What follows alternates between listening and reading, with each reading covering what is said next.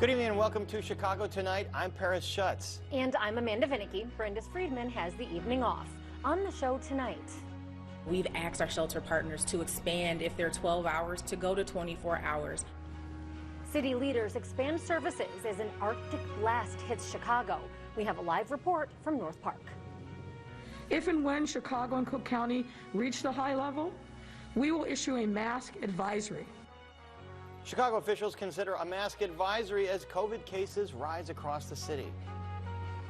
New federal dollars are on the way aimed at addressing internet access disparities in the state. The many faces of Santa Claus as seen in a very merry vintage postcard collection at the Newberry Library. Plus, Santa's gearing up for his biggest night of the year, but the big guy himself joins us to talk about being a Santa for all.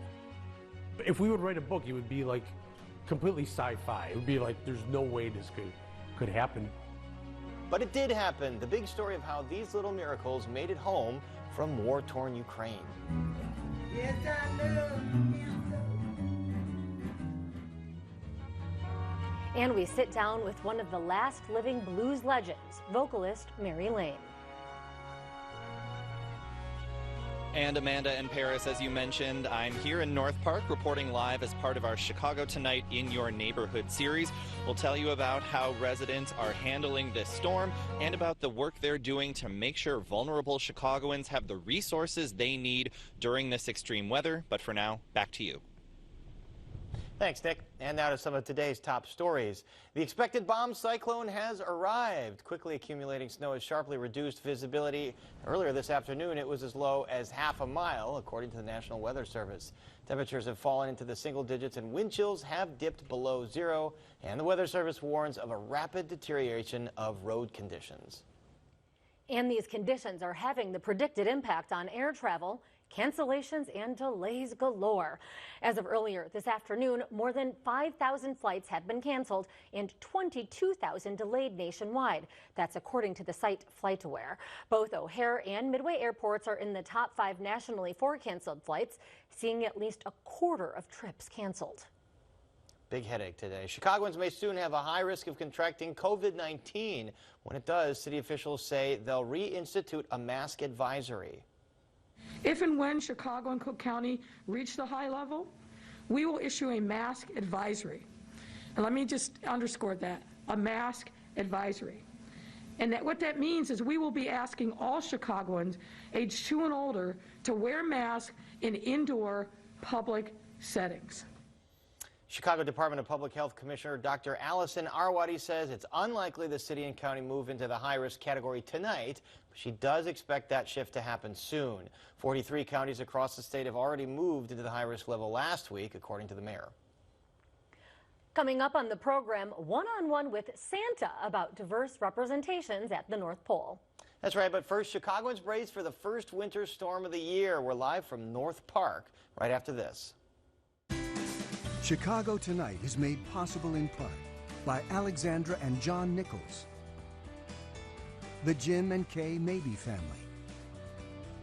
the Polk Brothers Foundation, and the support of these donors.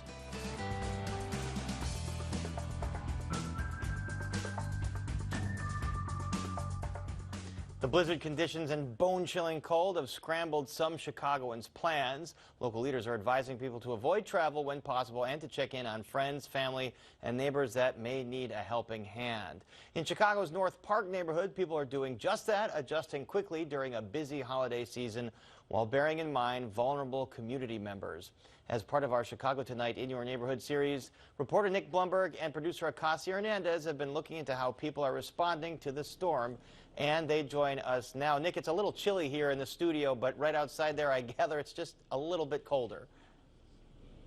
Yeah, I can't say I have a lot of sympathy for you, Paris, but you know, they said stay close to home if you can. Right outside the station seemed pretty close to us.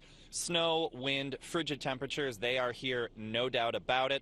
People here in Chicago and around the U.S. have been forced to cancel or change travel and other plans ahead of the busy holiday weekend. Neighbor Megan Bacchus made sure to get a trip to the grocery store in yesterday.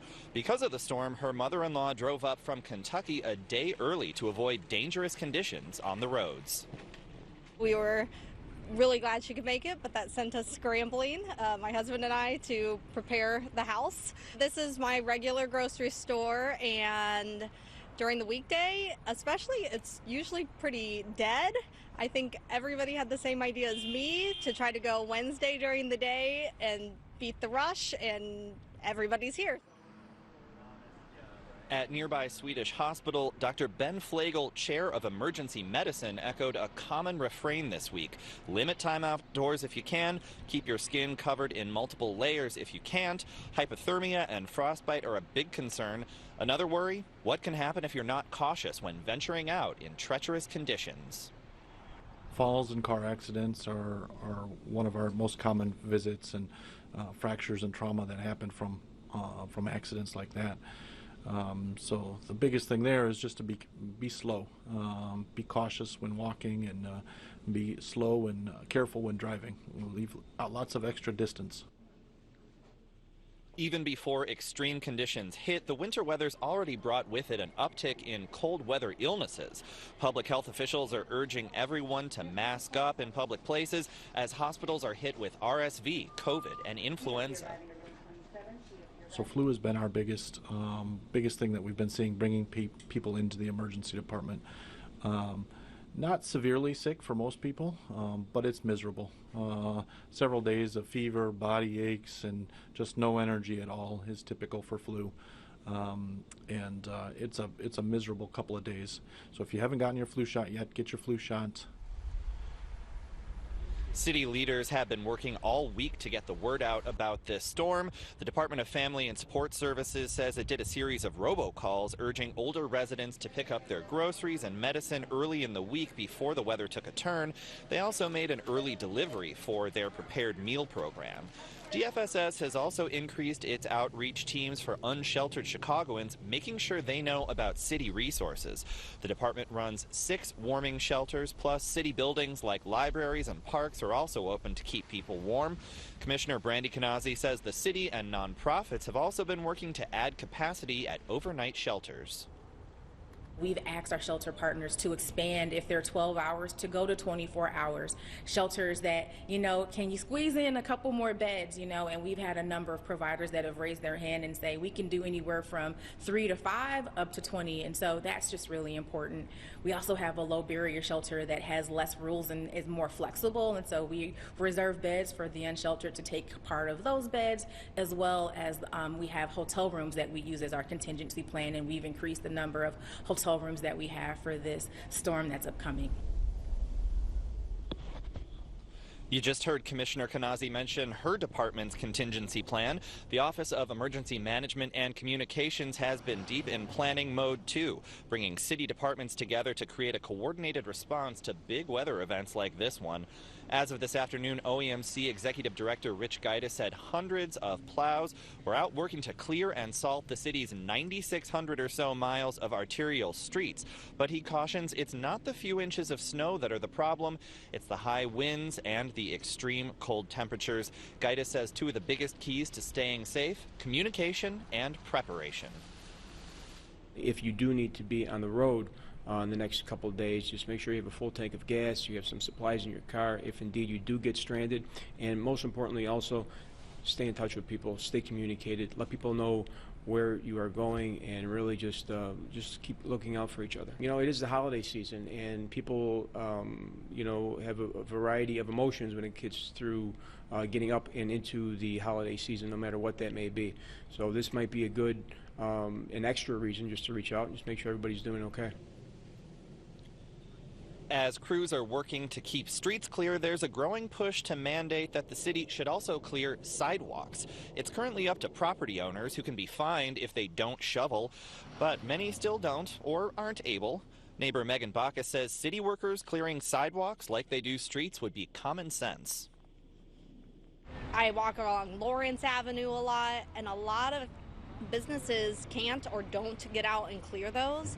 It is so hard getting to the train in the morning or anywhere, so I believe, and what they're advocating for is that should be a city service, just like clearing the streets, because so many of us walk and bike and do all of these other things and utilize the sidewalks.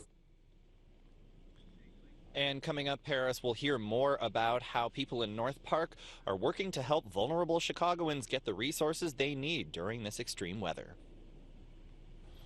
Thanks, Nick. City officials are expecting increases in COVID-19 cases in the coming days. And as we mentioned earlier, Mayor Lori Lightfoot reported cases are on the rise in the city and nationwide, and Chicago is anticipating reaching a, quote, high level very soon. That means a mask advisory might be put back into place, asking but not requiring all residents ages 2 and up to wear masks in indoor public settings. And joining us now with more is Dr. Robert Murphy, professor of infectious diseases and executive director of the Institute for Global Health at Northwestern University School of Medicine. Dr. Murphy, great to talk to you as always. So the average daily caseload right now is about 643 new cases in the city. That's up from a week ago. What do you think that number could be after holiday gatherings? It's going to go up. This was predicted. It popped up after Thanksgiving week, and every winter we have an increase in respiratory infections, and with COVID, of course, that goes along with it. So this is a predicted bump up. Look how many people are traveling and gathering, and people from all over the place, and this is just a setup for more infections, so this is not a big surprise. And when you add in flu and RSVP, what is hospital capacity looking at this point with these infectious diseases? So in adults, hospital capacity is pretty good, and that's because we have so much immunity in the population. Immunity means you either had COVID, or you had COVID and a vaccine, or had COVID and a vaccine and the booster. So if you put it all together, you got a lot of immunity there compared to people who've just never gotten sick, or very few of them, and never got a vaccine. So that is keeping the hospitalization rate in adults down. So that's terrific. And the death rate has not budged. It's still in the 300s, which is bad, but this is for nationwide. But it's good. The vaccines are working and keeping people from getting too sick. Plus we have Paxlovid, the drug, if you take that drug when you get infected. And despite all that, Mayor Lightfoot is talking about the possible need for a mask advisory. Do you expect cases and hospitalizations to get to a level where a mask advisory is needed, or even a mask mandate after that? Well, the mask advisory should be out right now. I mean, why wait until the house is half burned down? You should be wearing a mask in public now, because the number of cases reported, they're going up. But 5 or 10 times as many other cases are happening because most of the cases are not reported. If you do a home test and get diagnosed, call your doctor, it's not reported because the only reports go from a certified laboratory like in a hospital. And, you talk about immunity. There's a study that just came out that talks about how many lives have been saved as a result of immunity from the vaccine. Can you let us in on that study? Yeah, this is a very large study from the Commonwealth Fund and the Yale School of Public Health. Epidemiology modelers have looked at the protective effect of particularly the vaccines.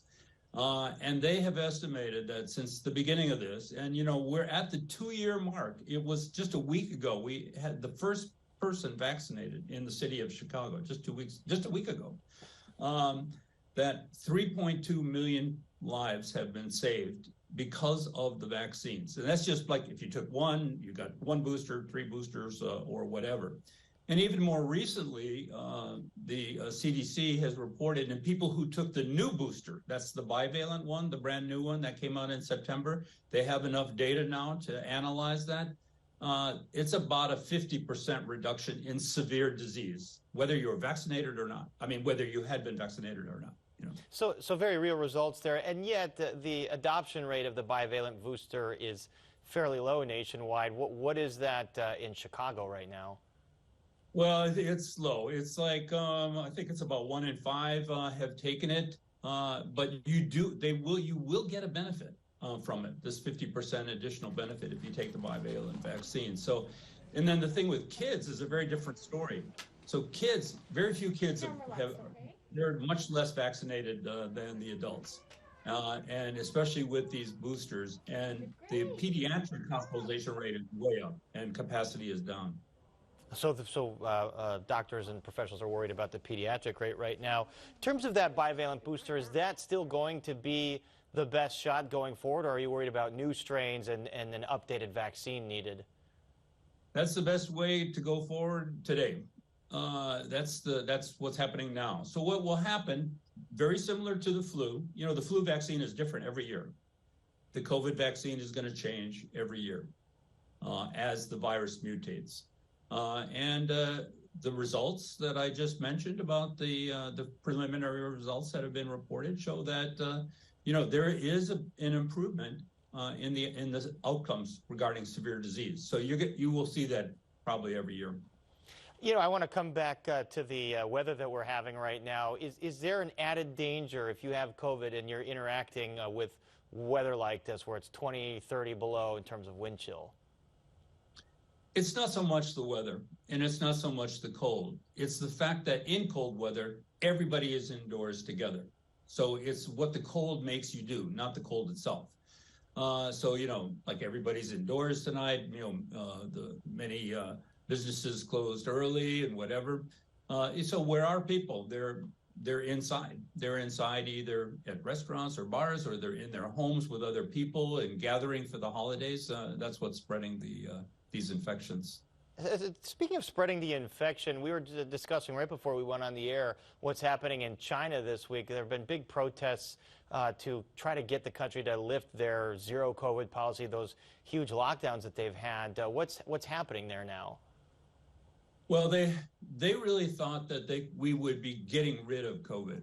And of course, that hasn't happened. It's just become an endemic disease at this particular point. It's 3 times worse than the flu as far as killing people. So the entire population of China, you know, which is 3 or 4 times bigger than the United States, you know, hardly anybody's had COVID, and very few people have died from COVID. So there's no population immunity. They have vaccinated people, but their vaccines are not as good as the ones that we use here. And the people are not keeping up with the vaccines, you know, because they don't see COVID. You know, they say, why should I take a vaccine? You know, because we don't have any COVID. So it ends up making them very vulnerable. And the estimates are very scary because you just can't keep doing it the way they were doing it. And there are estimates that 600,000 to 1 million people in mainland China may die from COVID in the next 1 to 2 months. And it's going to completely overwhelm the medical system. Wow, 1 to 2 months. Wow, that's a massive number and a very rapid spread. So I'm sure that the infectious disease professionals like yourself will be watching what happens there and here. Dr. Murphy, thanks for joining us. Stay warm and have a great holiday. Great, you too. All right, and up next, the many faces of old Saint Nick. So please stay with us. Do you think there's been sort of a rethinking of how those events happened here in Chicago? I made a promise to myself in my career that every year I would make a piece of art dedicated to the memory. Got into a zone of mentor to children. See what we can do to kind of elevate each other. We all we got at this point. I'm using my past to push forward, to build a movement to create the world that we all want to see.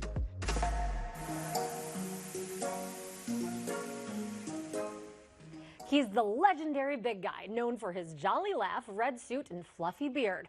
But 100 years ago, you might have not even recognized Santa Claus. Over time, there have been many interpretations of Santa's look, and vintage postcards from the early 20th century prove he's had more makeovers than a movie star. Producer Mark Vitale visited the Newberry Library to track Santa's evolution. I collect rare books, manuscripts, postcards, other kinds of material for the library related to American history and culture. Santa Claus is intimately connected with the history of the United States and America, and is sort of an American icon. The Newberry has one of the largest institutional postcard collections in the world.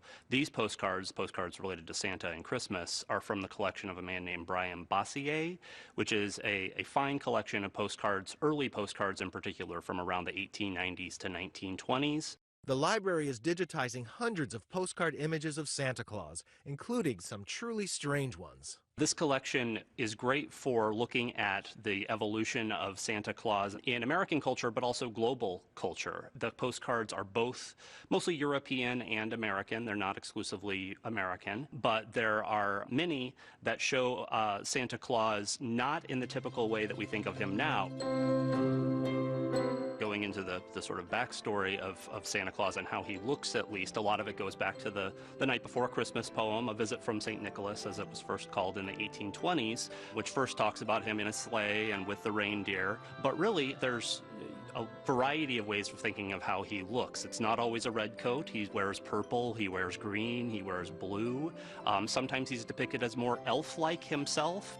Santa Claus can be slightly scary, or bald, or controversial, like in the Dutch tradition of giving St. Nicholas a helpful servant called Black Pete. Santa is almost always depicted on the move, though he sometimes has questionable driving skills. This collection has a really great example of different kinds of Santas and different transportation for Santa in particular. There seems to have been a real vogue for showing Santa in new kind of transportation modes in the early 20th century. So there aren't actually a lot in this collection that show him with the typical sleigh and reindeer. There are a couple that show him with the sleigh being pulled by elves. There are some that show him in an early airplane. Aviation was so new in the early 20th century, in the 1900s, 1910s, so there was a lot of popularity around that. There's one that show him in a Zeppelin, throwing presents out of that. There are some that show him in cars, automobiles, early automobiles, and there are some interesting ones for that.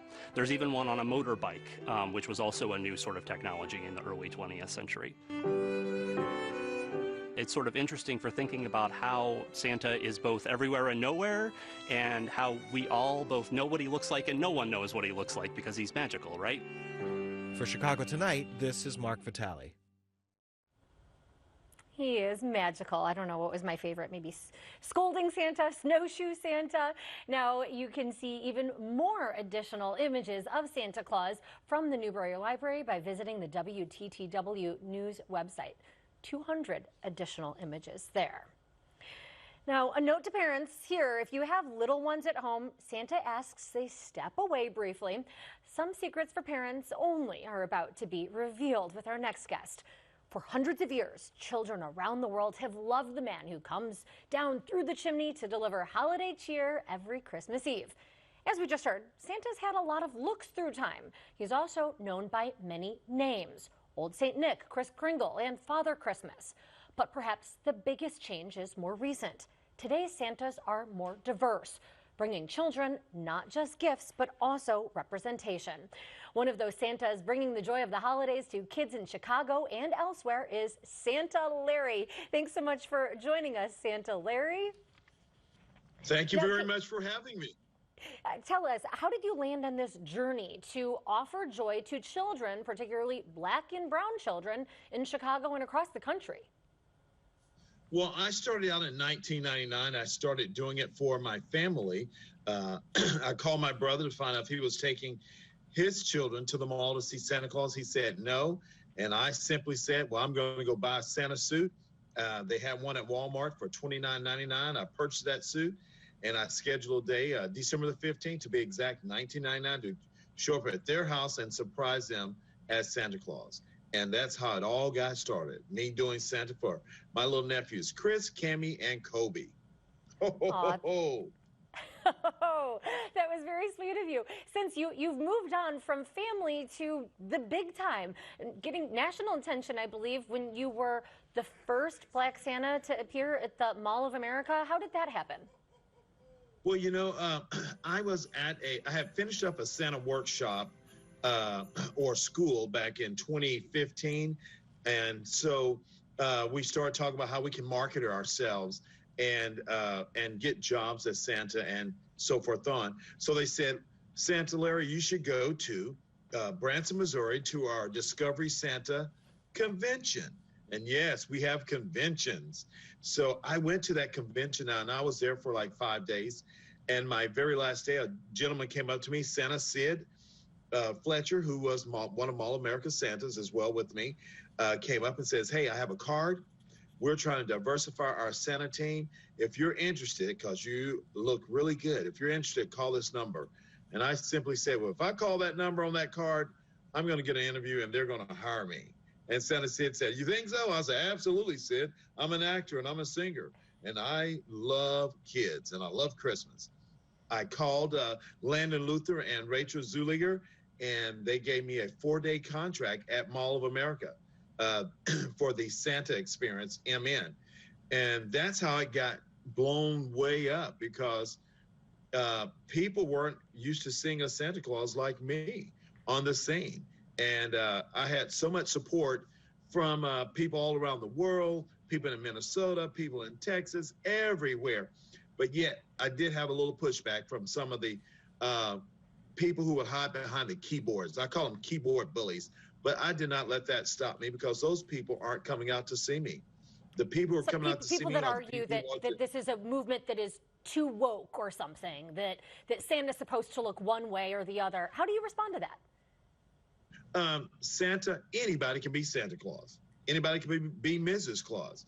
You know, we have Donald Duck, he's been Santa Claus. We have Mickey Mouse has been Santa Claus. We have all kind of people who have been Santa Claus. So me being Santa Claus is no big deal. It's just the fact that I am representing a lot of people around the world.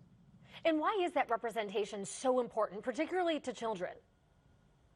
Well, particularly to some of the children who are African American, Hispanic, Asian children, they need to see a Santa Claus that looks like them. Representation matters, and it gives them something to identify with as well. Because when children of color see me, they are screaming, Santa Claus, Santa Claus, Santa Claus. And I just absolutely love it. You know, sometimes seeing really is believing. Now, Santa Larry, what is the key to being Santa and embodying all that entails? Oh my gosh, it includes having a good heart. You know, you need to have that good heart, that love, and you need to be able to share that love with the children and the parents, and they can feel it. Being happy. Yeah, absolutely, absolutely. I had a lady here in Chicago Museum. She was 99 years old, and she sat on my lap the other day, Wednesday to be exact, and she turns 100 years old in February. So you see, Santa Claus is not just for the little ones, it's for the big ones as well. But it includes having a good heart. You know, I take pride in being Santa Claus because I love Christmas. I love celebrating and being happy and sharing love and being with family. But I tell people, it's not about the presents that I bring. It's about the gift that you have already received, which is our Lord and Savior, Jesus Christ. What a gift to that nearly 100-year-old woman. That's really special. Now, I want to ask, you said that you had Santa conventions? Santa Larry, this has to be the jolliest of conferences. Oh my gosh. When I went to this convention in 2016, we had 1,000 Santa Clauses. I was the only African-American Santa Claus. I looked around, I thought, looked around, I was like, what's going on? And then I thought, you know what? This is an excellent opportunity for me to be Santa Claus for children, for all children. You know, I just put it like for all children, because my motto is I'm a Santa for all.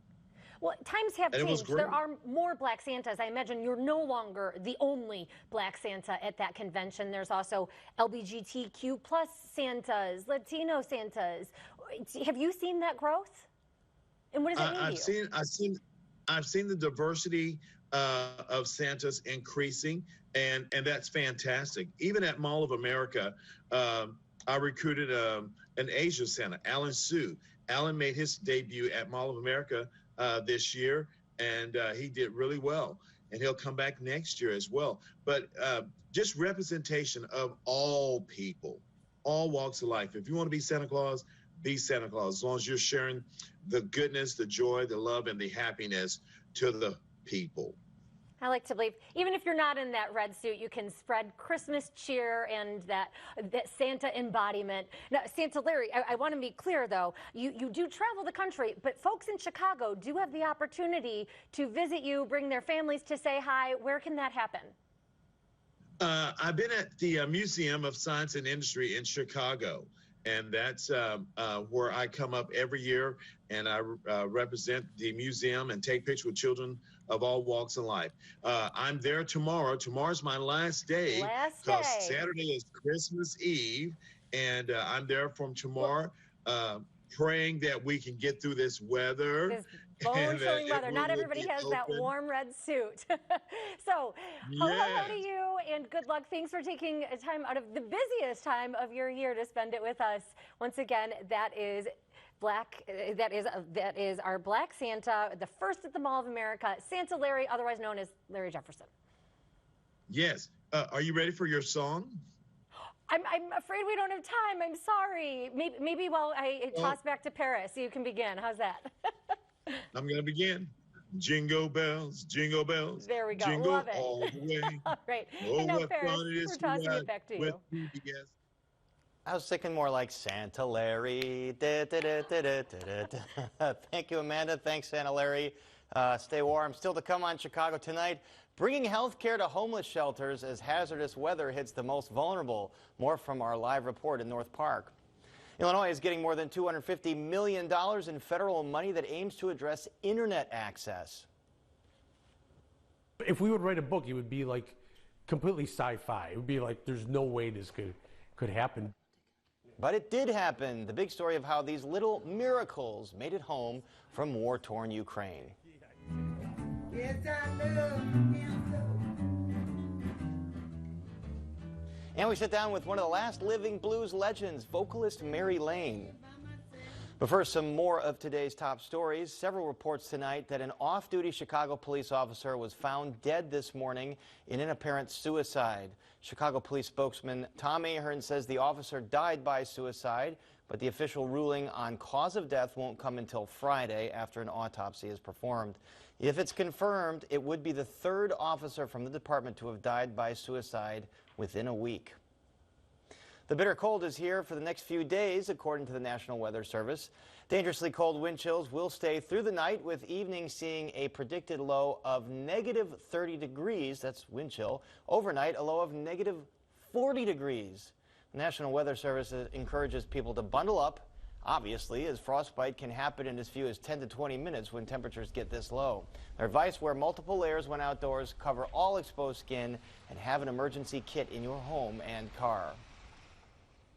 Local faith leaders and a state official are condemning predatory loans and urging lawmakers to close the, quote, pawnbroker loophole. They say that loophole permits pawnbrokers to charge a 240% annual percentage rate. Usury, making immoral, unjust loans that fairly enrich the lender. Usury, taking advantage of one's misfortune with excessive and abusive interest rates. Usury, making a profit from a poor person by exploitation. Usury, loan sharking. They're urging lawmakers to support a bill requiring pawnbrokers to comply with the state's 36% interest rate cap. And now, Amanda, we go back to you. Thanks, Paris. We're returning to North Park, where Nick Blumberg spent the day as part of our In Your Neighborhood series. Nick. Amanda, we told you earlier about how Swedish Hospital nearby is handling an influx of cold weather illnesses. The hospital is working to help folks through the winter weather in other ways, too. They just held a donation drive, collecting more than 500 pieces of winter clothing that they distributed to 2 nearby nonprofits.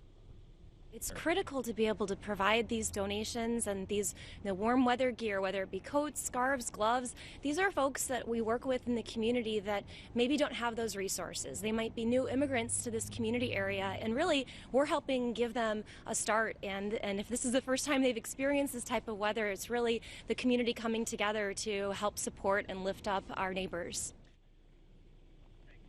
Heather Duncan is another North Parker working to help vulnerable people around the city. She's an associate professor of nursing at North Park University, as well as a family nurse practitioner with Lawndale Christian Health Center's mobile health program.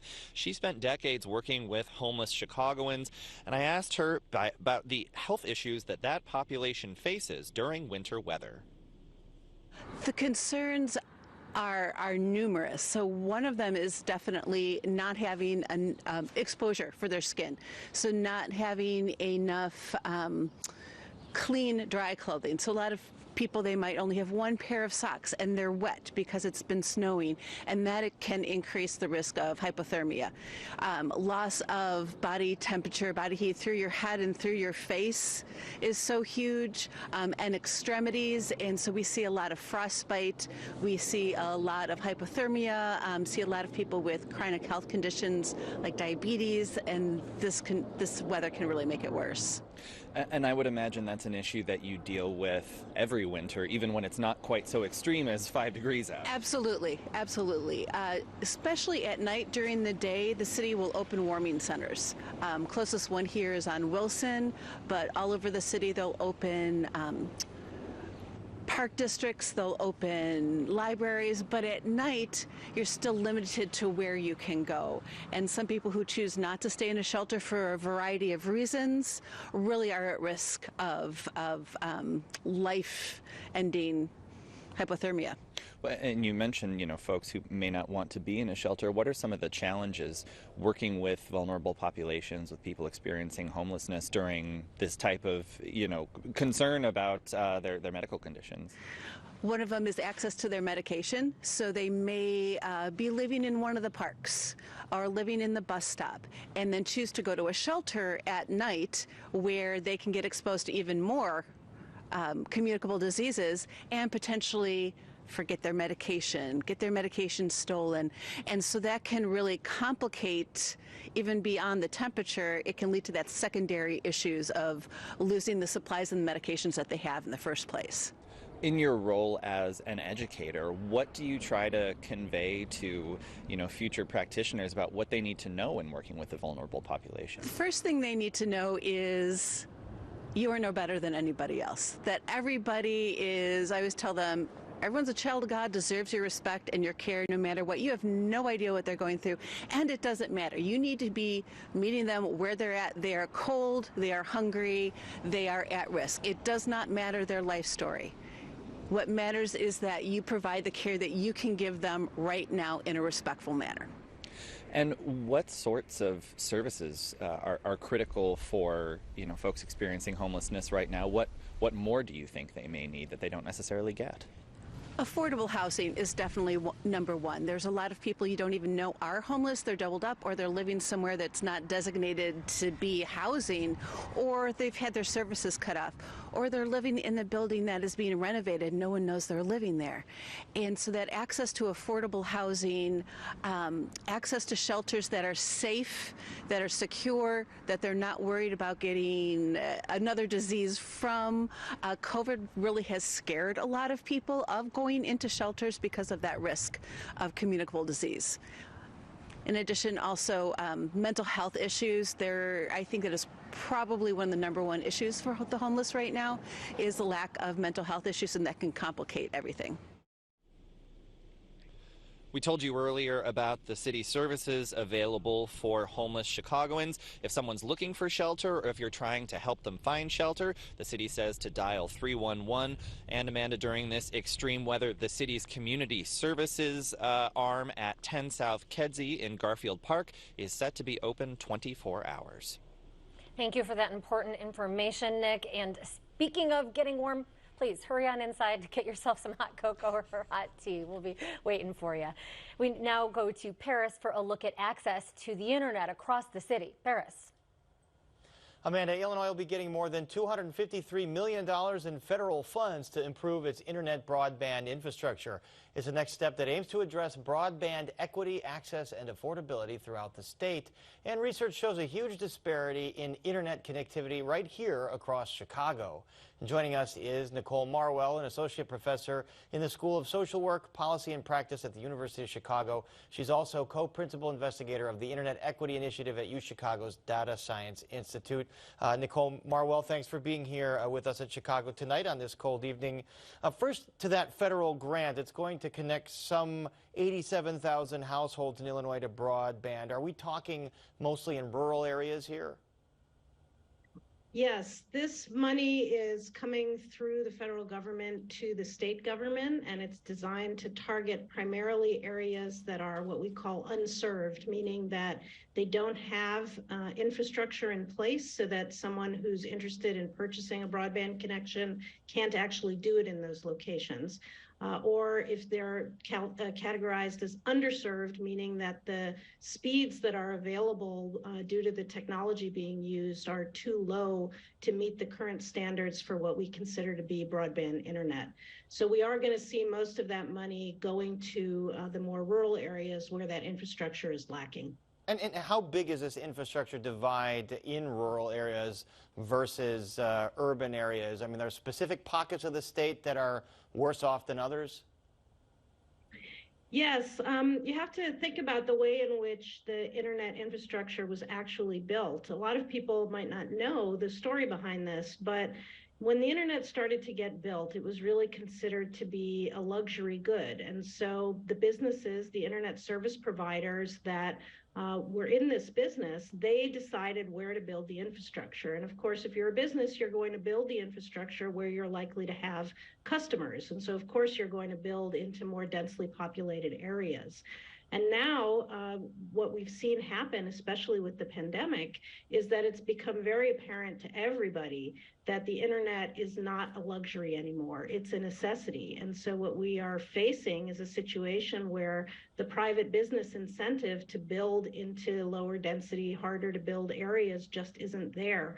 And so this is why government is stepping in to incentivize the construction of that infrastructure in places that private companies wouldn't go on their own. And again, this would connect something like 87,000 households in Illinois. How far does this go to closing that divide? Well, I think the estimate that the state has in their plan is that this is going to reach about 25% of unconnected households. And what we have to also remember there is that it's not just lack of infrastructure that leads to a household being disconnected. So if you think about, for example, in the city of Chicago, where we have close to 200,000 households that still are not connected to internet. And that's not because they don't have the infrastructure. It's usually because they can't afford the high price of a broadband plan, or because they are lacking in digital literacy, meaning that they don't really have the skills to use a computer, to know how to connect to Wi-Fi, to feel safe when they're engaging on the internet with bill paying or banking or other things where private information is very important to keep safe. And so those issues of digital inclusion and affordability are the ones that we see being much more important in an urban area like the city of Chicago. And So we were just looking at a map to that effect. I want to see if we can put that map up because it shows the pockets of the city that have problems with connectivity. So south side, west side. Again, the infrastructure is there. It's all about affordability or perhaps literacy in these areas? Yes, digital literacy, you know, the feeling that you know how to navigate online, you feel comfortable, you feel like your privacy is protected. You know, you take some neighborhoods in the south and west side like Englewood or West Englewood or Fuller Park, and these have rates of internet connectivity among their households that are almost 30%, 30 points difference from the most connected neighborhoods like Lincoln Park or Lakeview. And so, you know, this is a really important frontier for figuring out how to make sure that everybody can be connected to the internet, whether they're in a urban area or a rural area. And given the fact that this isn't an infrastructure issue, can these households utilize some of this federal money that's coming in to connect people to broadband? Well, I thought I heard you say it's not an infrastructure issue, but I think I take issue with that notion. Okay. It is an infrastructure issue. It's absolutely an infrastructure issue because if people cannot connect to an infrastructure that we take as necessary for living in the contemporary world, then it is an infrastructure issue. And so one of the primary ways that we're figuring out how to connect folks in urban areas is through subsidy programs, like, for example, the Chicago Connected program that Chicago Public Schools and Kids First Chicago and the mayor's office and the internet service providers. They connected through that program close to 100,000 school children who go to school in Chicago public schools. We're also looking at the federal subsidy program, the Affordable Connectivity Program, which also provides a subsidy to qualifying households to purchase internet at approximately $30 a month for a broadband plan. So there's subsidies for connectivity there. But I guess my question was, can Chicago households access some of this recently announced federal money through the infrastructure bill? Well, in Chicago, since it's mostly considered served, that is that there is infrastructure in place, even if people can't connect to it for one reason or another, that means that this money that's coming down from this particular grant is not really going to do much to help Chicago households. But there are additional federal monies coming in. There are a variety of different programs right now that are delivering federal money for broadband connectivity in different sorts of configurations. And I think we really want to think about the ways in which, you know, both the federal government is going to make rules about what this money can and can't be spent on, how the state is going to make rules about what this money can and can't be spent on. And we want to be thinking not only about the rural areas and the unserved areas around the state, but also about the households in Chicago and other Illinois cities where the challenge of connecting to broadband looks different. All right, Nicole Marwell from University of Chicago, thank you very much. Thank you very much. And there's more Chicago Tonight just ahead, but first we take a look at the weather.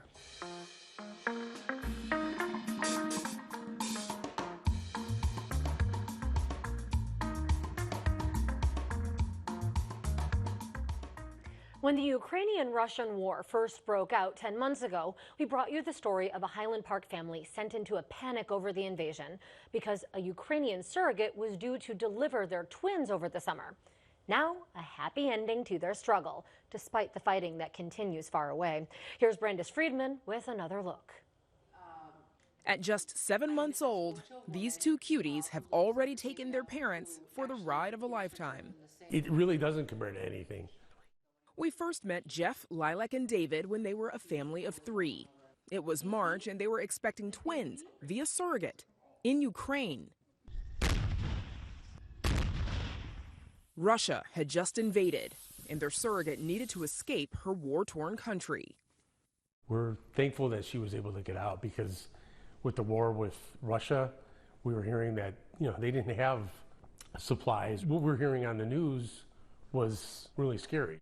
Because Ukraine is the second most popular country for surrogacy, many expectant parents were in the same situation, trying to rescue surrogates and even newborn babies from a war zone. Jeff and Lilac's surrogate, Victoria, fled to the Czech Republic just in time, because then... The girls were due in July? Right. So had she carried them to term, she wouldn't have been able to get out of the country.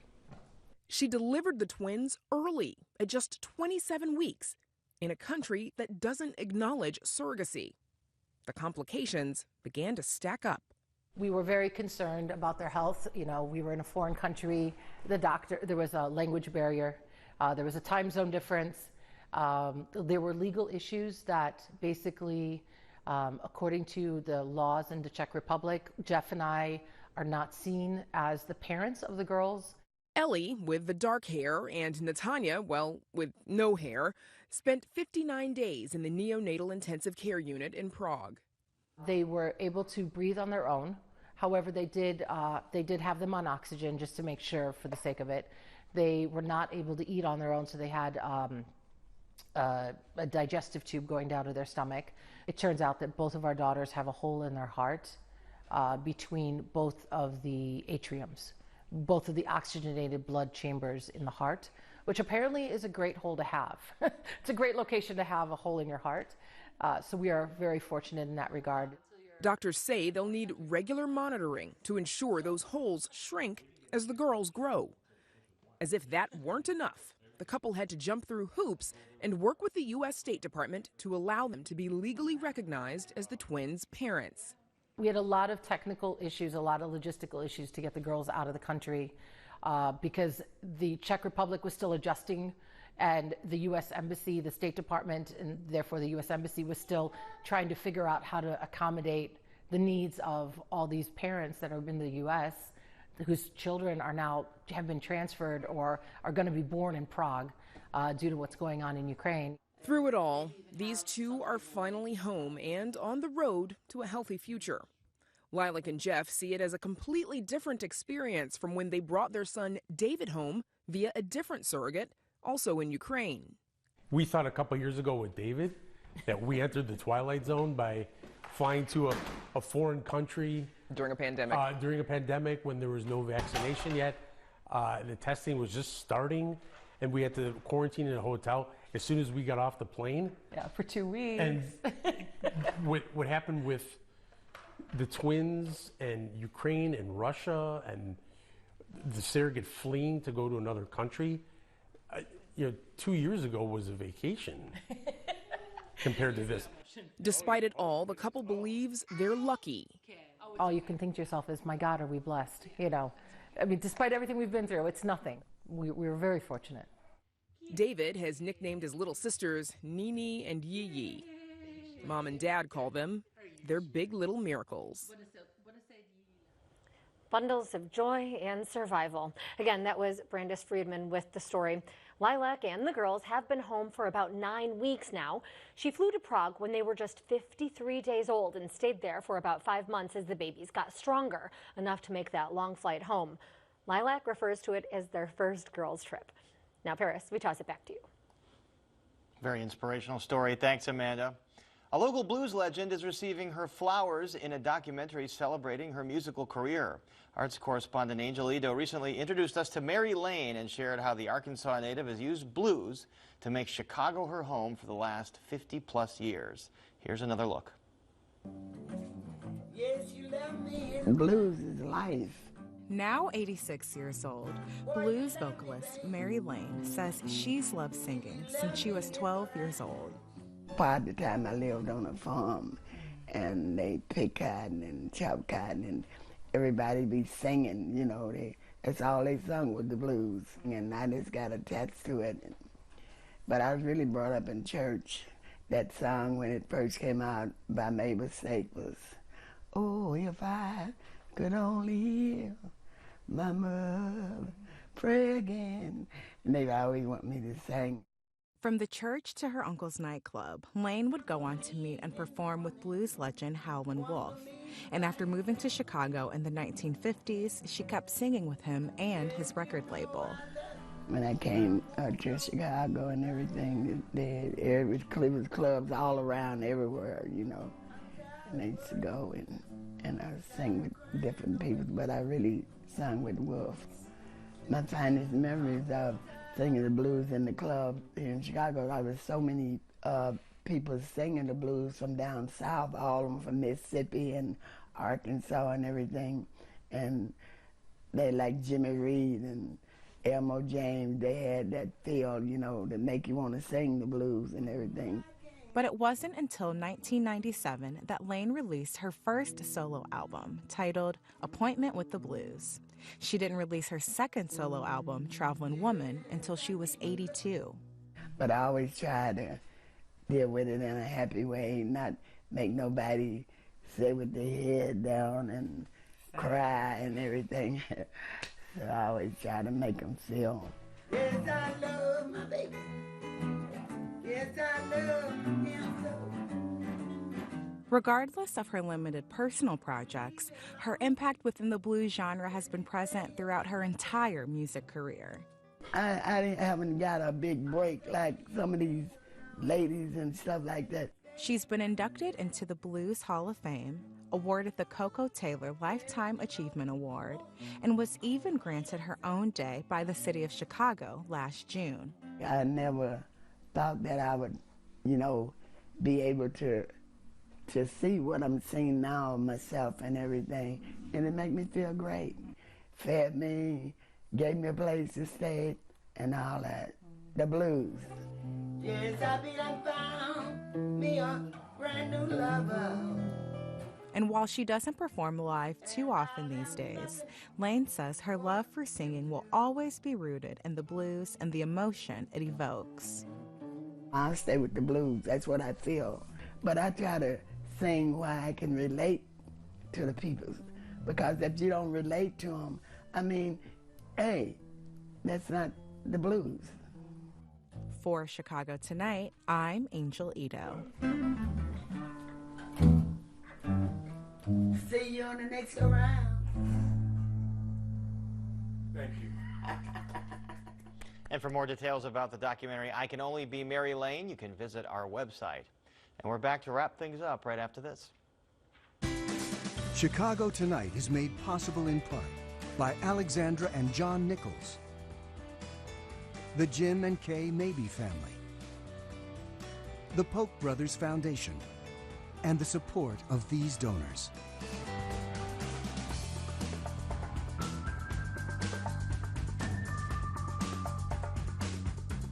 And that's our show for this Thursday night. You can get Chicago Tonight streamed on Facebook, YouTube, and our website, WTTW.com/news. You can also get the show via podcast and the PBS video app. And please join us tomorrow night at 7 for the Week in Review. We leave you tonight with the ultimate holiday competition, a gingerbread house decorating contest. This one with students at John Hancock High School. Now, for all of us here at Chicago Tonight, I'm Amanda Vinicky. And I'm Paris Schutz. Thank you for watching. Stay warm out there, Chicago, and see you tomorrow.